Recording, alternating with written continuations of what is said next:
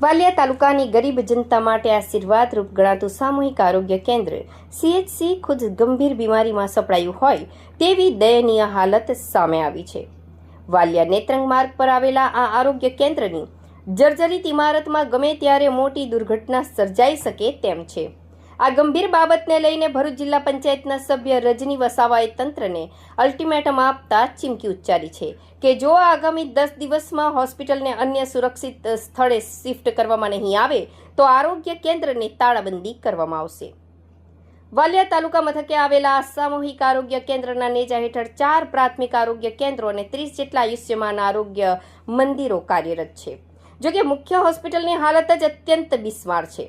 અગાઉ youth power સામાજિક સંગઠન દ્વારા આ જર્જરિત હોસ્પિટલનો વિડીયો વાયરલ કરી તંત્રની આંખો ઉઘાડવાનો પ્રયાસ કરાયો હતો।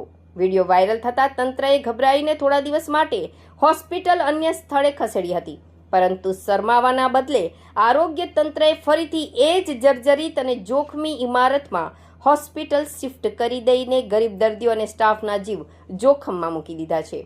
આ બાબતની જાણ થતાં જ ભરૂચ જિલ્લા પંચાયતના સભ્ય રજની વસાવા, તાલુકા પંચાયતના સભ્ય બિપિન વસાવા, યુથ પાવરના વિનય વસાવા, વિજય વસાવા, ધર્મેશ વસાવા અને વિજય જીવણજી વસાવા સહિતના અગ્રણીઓએ વાલિયા CHC ઓચિંતી મુલાકાત લીધી હતી। મુલાકાત દરમિયાન ચોંકાવનારી વાસ્તવિકતા સામે આવી હતી। ભરૂચ જિલ્લા પંચાયત સભ્ય રજની વસાવાએ જણાવ્યું હતું કે અમે જે તે સમયે આ જર્જરિત હોસ્પિટલની વિઝિટ કરી હતી ત્યારે તંત્રએ અમને ખાતરી આપી હતી કે હોસ્પિટલને તાત્કાલિક અન્ય સુરક્ષિત સ્થળે ખસેડવામાં આવશે, પરંતુ આરોગ્ય તંત્ર કુંભકર્ણની નિંદ્રામાં ઊંઘતું ઝડપાયું છે અને ફરી અહીં જ હોસ્પિટલ ચાલુ કરી દીધી છે।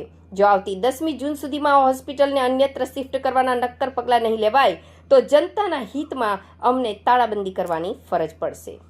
હું રજની વસાવા, ભરૂચ જિલ્લા પંચાયત સભ્યશ્રી અને મારી સાથે વાલિયા તાલુકા પંચાયતના સભ્યશ્રીઓ છે। આજે અમે 4 મહિના અગાઉ જે સરકારી દવાખાનાની પરિસ્થિતિને લઈને વિડીયો બનાવીને તંત્રને આંખ ખોલાવી હતી, તો થોડા દિવસ બંધ કરીને એ લોકોએ ફરી ચાલુ કર્યું હતું। તો અત્યારે અમે પાછા ફરી વિઝિટ માટે આવ્યા છે, ત્યારે અમે એની હાલત જોઈ તો એટલી બદતર હાલત છે દવાખાનાની।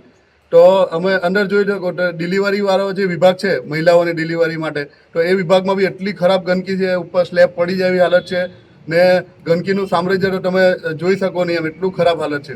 અને જે બાંધકામ બી એકદમ તૂટવા આવી રહેલું છે। પહેલાં તો દર્દીને આપણે બચાવવા કરતાં વાલિયા આરોગ્ય સામૂહિક કેન્દ્ર જે છે એમાં ડૉક્ટરો અને સ્ટાફને બચાવવા જરૂરી છે, કેમ કે સ્ટાફ બચારો 24 કલાક અંદર રહે છે અને એના માથા પર એટલો સ્લેબનો પોપડા એવા તૂટવાની તૈયારીમાં, સળિયા પણ ખલાસ થઈ ગયા છે અને આની જે મર્યાદા હતી એ મર્યાદાને બી લગભગ મને લાગે તો 20-25 વર્ષ વધી ગયા છે। એટલા માટે કે આ આરોગ્ય કેન્દ્રને તાત્કાલિક ધોરણે અને બંધ કરી અને સારા જે બિલ્ડિંગ છે એમાં શિફ્ટ કરવામાં આવે।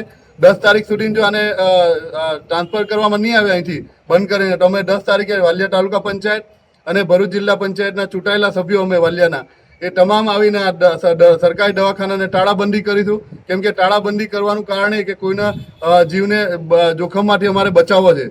આભાર। નમસ્કાર, હું વિનય વસાવા, આમ આદમી પાર્ટી વાલિયા।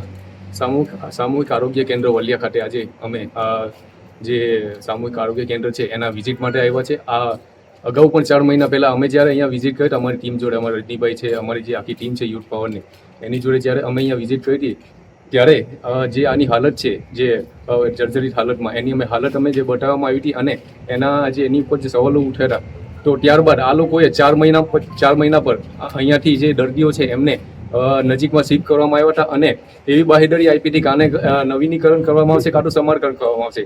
પણ આજે જ્યારે અમને ખબર પડી કે અહીંયા ફરીથી દર્દીઓને અહીંયા અંદર એડમિટ કરી અને આ જે ચાલુ કરવામાં આવ્યું છે આરોગ્ય કેન્દ્ર, ત્યારે અમને જાણ થતાં અમારી ટીમ દ્વારા, અમે રજનીભાઈને અમારી જે ટીમ છે જિલ્લા પંચાયતના સભ્યશ્રી, તો અમે લોકોએ આજે જ્યારે અહીંયા વિઝિટ કરી છે ત્યારે પણ આજે પણ એ જ ને એ જ હાલત છે। આ ફક્ત એક લોલીપોપ આપી અને આ જે તાલુકાની જનતા છે, તાલુકાની જનતા સાથે એમના જાનહાનિથી એમને જે ખિલવાડ કરવામાં આવે છે એની અગેન્સ્ટમાં આની પર પગલાં લેવામાં આવે અને આ જે હાલત છે આરોગ્ય કેન્દ્રની એનું વહેલી તકે એને સમારકામ કરવામાં આવે કાં તો નવીનીકરણ કરવામાં આવે અને અહીંયા જે ચાલુ કરવામાં આવ્યું છે જે આરોગ્ય કેન્દ્ર, એની જે દર્દીઓ છે એમને વહેલી તકે કંઈક બીજા કોઈ સારી જગ્યાએ એમને શિફ્ટ કરવામાં આવે એવી અમારી માંગ છે। નહીં તો જે રીતે અમારા જિલ્લા પંચાયતના સભ્ય શ્રી રજનીભાઈએ કીધું કે જો આનું નિરાકરણ કરવામાં નહીં આવે તો અમે આવતી 10 તારીખે અમે મોટી સંખ્યામાં આ આરોગ્ય કેન્દ્ર ખાતે આને તાળાબંધી કરવા માટે ભેગા થઈશું. આભાર.